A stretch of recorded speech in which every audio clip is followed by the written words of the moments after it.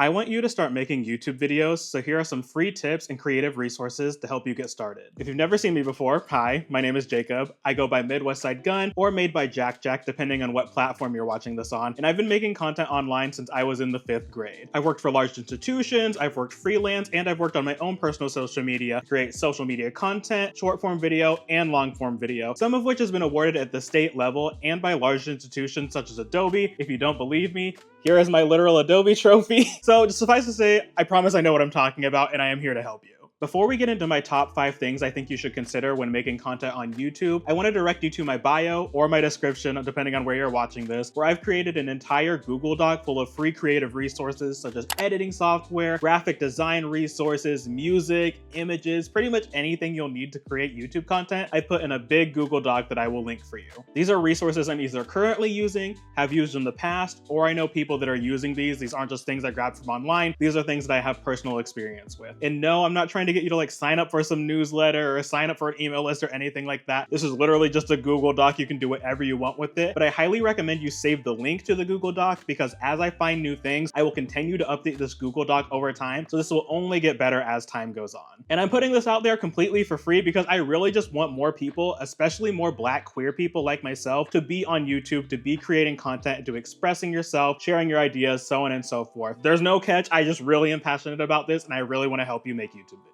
And I'm starting out with these free resources because I think a lot of people's main barrier to getting on YouTube is that they think they need special lighting or a special camera or editing software in order to make high quality YouTube videos, and that just simply isn't the case. The most important thing when it comes to creating on YouTube is that you just start creating the videos, because so much of this is going to be learning through trial and error and just seeing what works for you, and you're never going to be able to learn those things if you don't start trying. So with that out of the way, here are my 5 things I think you need to consider when making content on YouTube compared to short form platforms, or if you're just making long form for the first time.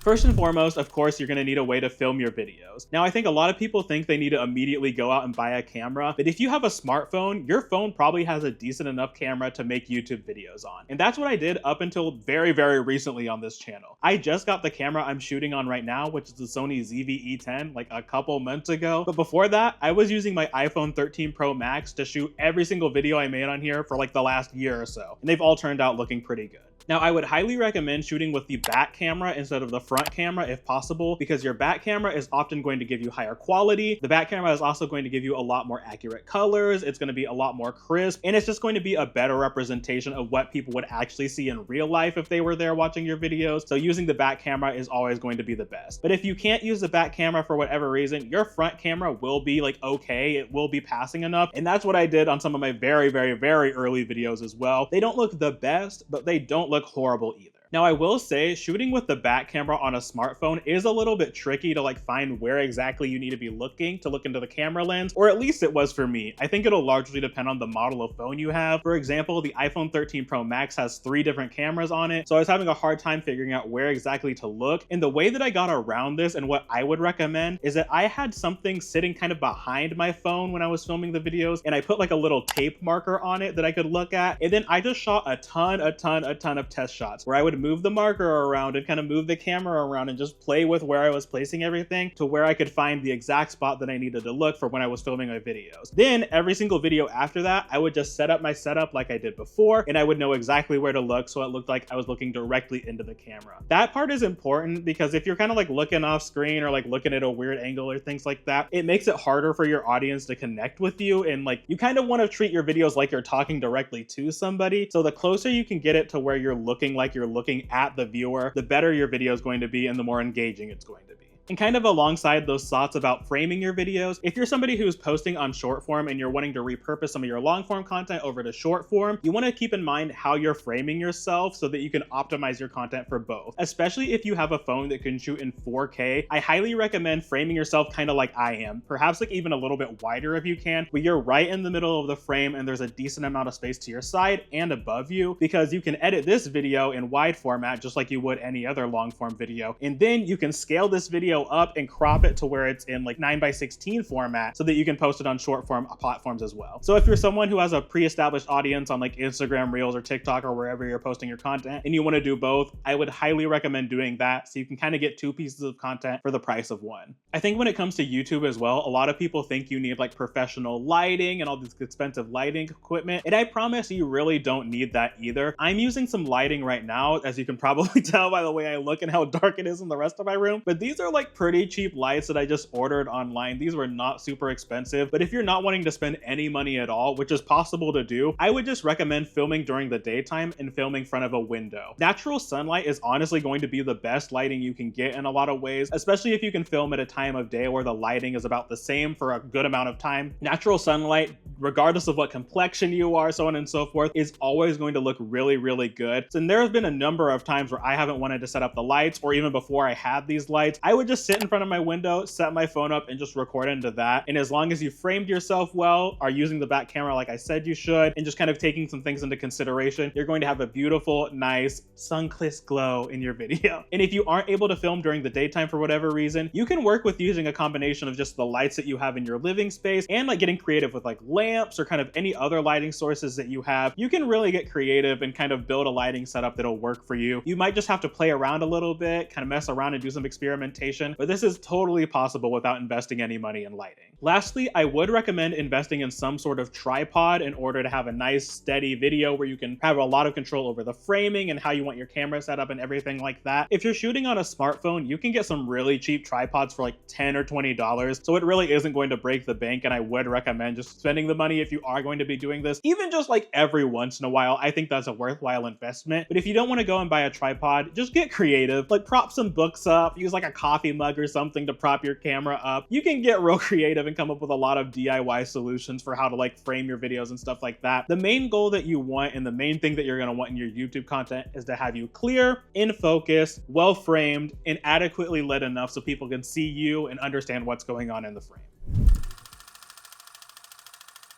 The next thing you want to think about in your YouTube content is your audio, which is honestly more important than video, which might be surprising for some people. You can kind of get away with having like video, but if your audio sucks, I promise that no one is going to watch your video. Low quality video and high quality audio is going to be a much better quality combo than high quality video and horrible audio. You can see right now I'm using a dedicated microphone. This is the DJI Mic 2. You do not need to go out and buy this. I think this microphone is like $250 brand new after tax, and I know if you're just starting out, that's a big chunk of change to invest in this. You can get other dedicated microphones for much cheaper than this. Then just do some searching and browse around online. I've seen some of these as cheap as like $30 or $40. Of course, the quality is going to vary depending on how much you spend on it, but you do not need to go out and buy this and spend like 3 figures on a microphone. The reason I'm using a dedicated microphone is largely because I live in a studio apartment, so it's all one big room and it has really high ceilings as well. So every time I speak, there are sound waves bouncing all around and throughout my apartment, and if I'm just using the audio in my phone, you'll be able to hear that reverberation in the audio and it doesn't sound great. But if you're able to film in like a smaller space, like a smaller bedroom, or if you're able to fill your space with a lot of like soft materials, that'll help your audio as well. Echo and kind of reverberation is probably going to be one of the main things you're going to run into, alongside things like background noise, or like if you have a family or things like that, trying to control that. But as far as echo and reverberation, the ways to get around that is largely having soft objects in the room, which will absorb the sound waves and decrease the echo. So alongside my microphone that I have right now, in my filming setup, I have pillows all around me. I'm sitting on my couch, of course. I have blankets on the ground. I have more pillows and things like that. I have as many soft objects in this space as possible to kind of reduce some of that echo noise, and that really will help out your audio a lot. So if you're able to film in a smaller space or use some of those soft materials like I described to kind of cut down on the audio waves, you can probably get away with using the dedicated microphone that's just in your phone. I've done that before in some of my videos and the audio doesn't sound that bad. I'll put an example in here. I've done that before in some of my videos and the audio doesn't sound that bad. I'll put an example in here. Alternatively, if you have another device like an older phone or like a tablet or something like that that has some sort of like voice recording feature, like voice memos in iPhone or an equivalent, you can just use that as your dedicated mic as well. Because the one challenge that you're going to run into when using your like in-phone microphone is that the farther away that your camera is when you're recording, trying to capture yourself, the lower quality your voice is going to sound. So if you have another device like an old phone or something like that that you could have closer to you and just record like a voice memo and then sync that audio and video up in post, you'll get a lot higher quality audio too. And this is something that surprisingly a lot of YouTubers use. You would be surprised at the number of like very, very big prominent YouTubers that are just using like another iPhone as their microphone for their audio. If you have like wireless headphones as well, that might be something that has a built-in microphone. And some of those have gotten like surprisingly good over the years. So just kind of test out and see what resources you have available to you. You'd be surprised at how many things have a microphone in it that you can use for making YouTube videos. And if you're unable to get like the perfect audio, that's totally okay, especially because a lot of editing platforms now have like built-in audio editing features, whether it's like lowering the reverb, lowering background hum, so on and so forth. Or if you're using editing platforms like CapCut, they just have like built-in auto enhancing features, which will automatically enhance the voice or like the audio or whatever you're trying to enhance. It'll make it sound vastly better than what you recorded. So even if you aren't able to get the like actual audio on your video perfect, if you play around with your editing software and just mess around, watch some tutorials on audio editing, there's a lot of reparative work you can do to clean up like audio that's like okay. If it's like horrible, a lot of times it's a lost cause. But if it's just not like a little bit of background noise, a little bit of like hum or like a little bit of echo or reverb, those are usually things you can edit around pretty easily.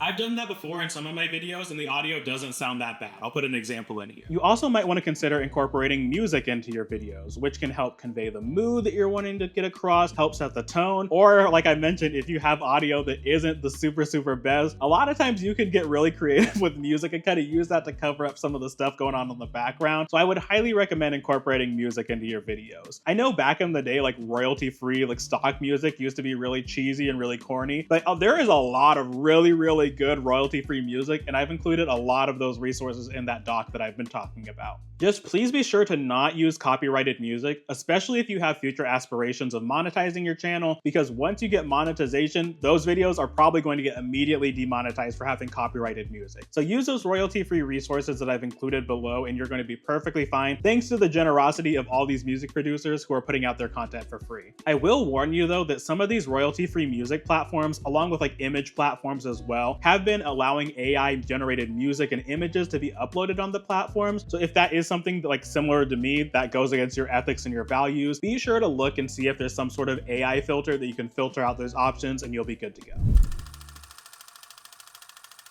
Next up is going to be editing your videos. Now, I think this is one of the things that's really intimidating to people, both because they think that like traditional editing software is really difficult and intimidating to use, and also that they think they're just going to be going in completely blind and have like no sort of context. I promise you, if you have like edited videos on like TikTok or used CapCut before, you probably know more of the fundamentals of video editing than you think you do. And a lot of these on computer editing platforms are not super difficult to use. Like y'all, if I could teach myself how to use these platforms when I was like literally in 4th grade, I promise you that you can figure out the basics of audio and video editing. It's not super complicated, especially if you're doing just stuff like I'm doing where I'm sitting talking to the camera. There's not any sort of like super wild animations or anything going on. Learning the basics of like cutting and composing video clips together is not super difficult, and especially if you have a computer. But even if you don't, there are tons of apps on your phone that you can use that will allow you to edit perfectly fine YouTube videos. And if you have access to a decent quality computer, I would highly recommend downloading DaVinci Resolve. DaVinci Resolve is a video editing platform that is completely free. There is a paid tier, but I promise like 90% of the people that are going to be using this, you do not need the paid version. And this is a very powerful free editing platform. Like y'all, people make movies in DaVinci Resolve, but I do think it is like pretty accessible and pretty beginner friendly. And since the program is free, there is a pretty large community surrounding this program. So there are tons of video tutorials, written tutorials, community like forums and things like that. So if you run into some issues, there will probably be somebody to help you out with it. And just in general, like I know a lot of editing platforms look like really complicated and robust. I think if you just spend a little bit of time working with it and trying things out, DaVinci Resolve isn't super complicated. I personally use Adobe Premiere Pro because I get it for free from work and I'm just familiar with the Adobe platforms. I've been using those for quite a while. But if I didn't have that for free, I would be using DaVinci Resolve. And honestly, in some ways, it is better than like Final Cut Pro, Adobe Premiere Pro, like so on and so forth. So it is not like a budget cheapy option.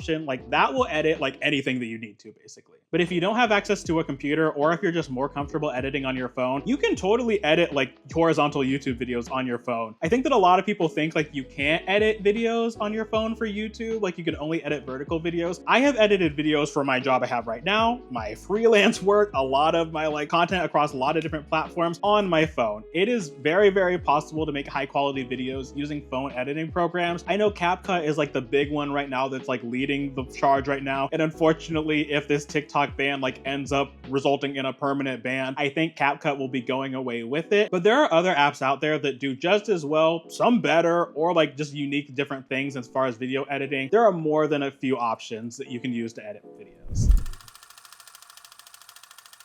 Next up is going to be your thumbnails, which I think is overlooked a lot of times, but it really is an important part of YouTube content creation in making sure that people see your videos. A lot of times I like to think about my YouTube thumbnails as like a billboard, not only because they basically serve the same process as far as billboards are used to advertise businesses, thumbnails are used to advertise your YouTube videos, but also a lot of the same design principles that go into designing a billboard will go into designing your YouTube thumbnail. In the doc below, I've included a number of resources for finding like royalty-free images, as well as editing, like image editing software as well, that'll help you craft your thumbnails. But if you really just like are not primed to like edit images and do like design and things like that, there are also platforms like Canva or Adobe Express that have like pre-made templates specifically for YouTube thumbnails. So that'll kind of do like half of the work for you if you need to do that to get started. But like I was talking about with the design, I like to think a lot about my thumbnail design as I would a billboard. And the number one thing I see a lot that I want to let y'all know, if you are putting text in your video thumbnail, think about it like a billboard.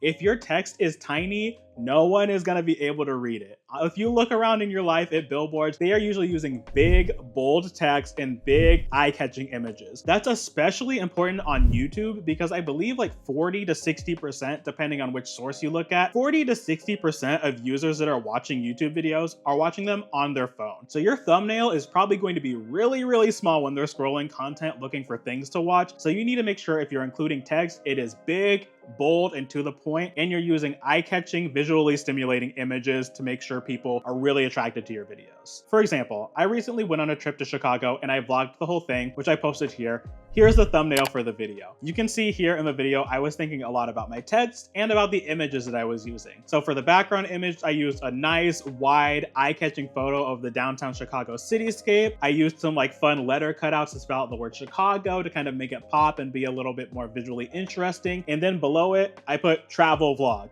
Big, bold, in your face, very to the point about what the video is. I see some people like really just describing their video in their thumbnail. That is not what that is for. Think of a billboard, big images, big text, very simple, straightforward message. And honestly, I would recommend just like avoiding text as much as possible in your thumbnails. That's largely what your title and your description is for, and those should work together in conjunction, and we'll talk about that in just a minute. But for your thumbnails, if you can convey the idea of your video with just visuals alone, eye-catching, popping visuals, that will be great. For example, here's a thumbnail that I made a little while back, and I know it has a little bit of text on it. Even if this didn't have any text on it at all, I think from the visual that I made and from the design elements that I included, it's pretty easy to understand that this video has something to do with like not being happy with work, being overwhelmed with like work communication, so on and so forth. And that's kind of what you want to get across with your thumbnails.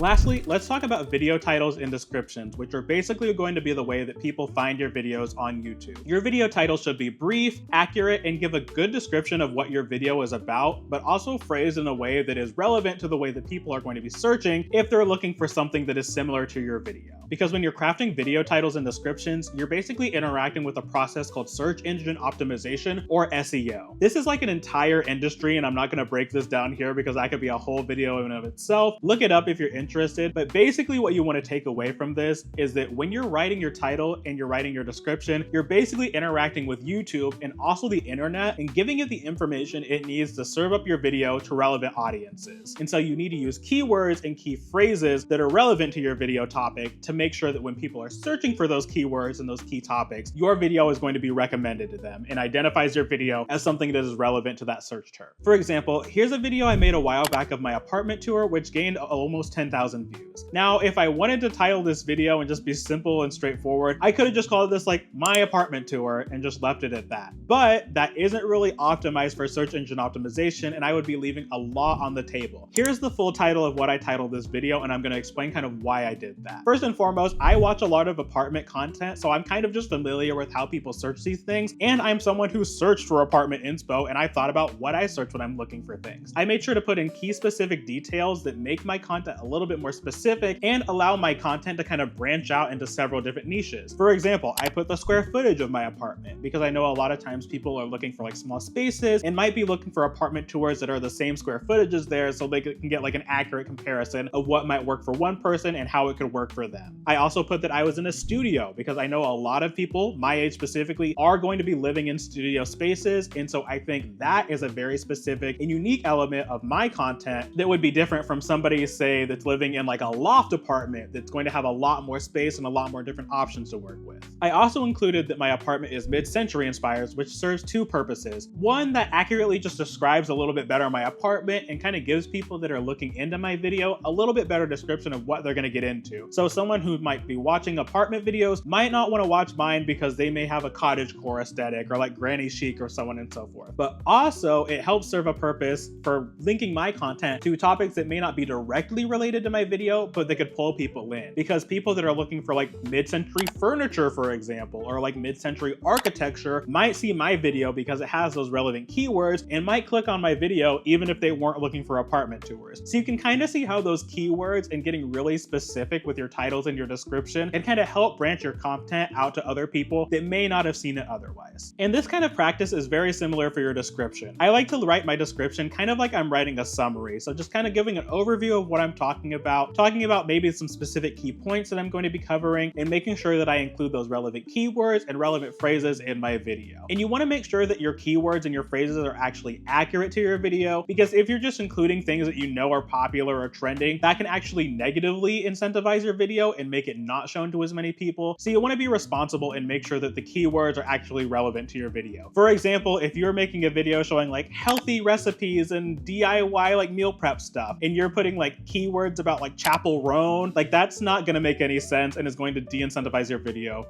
Unless you're making like Chapel Roan inspired meal prep recipes or something like that, then that would be the time to put that in your description. But otherwise, don't put things that are like irrelevant in your video, because that's going to negatively affect your channel.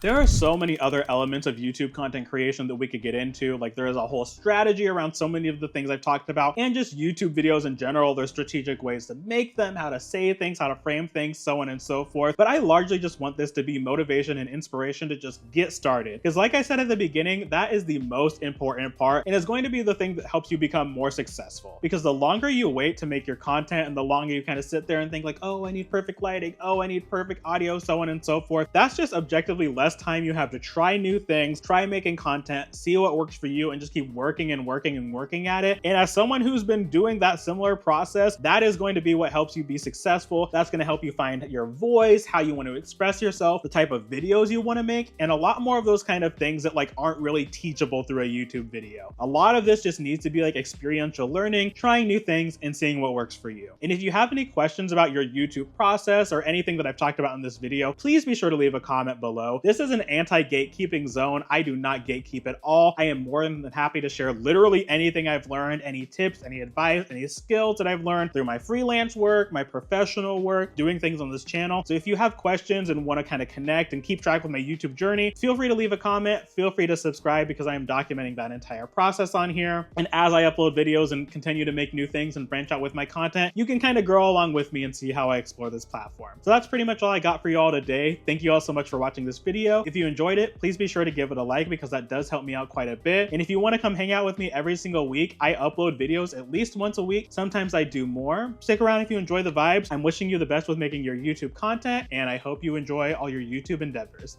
Bye.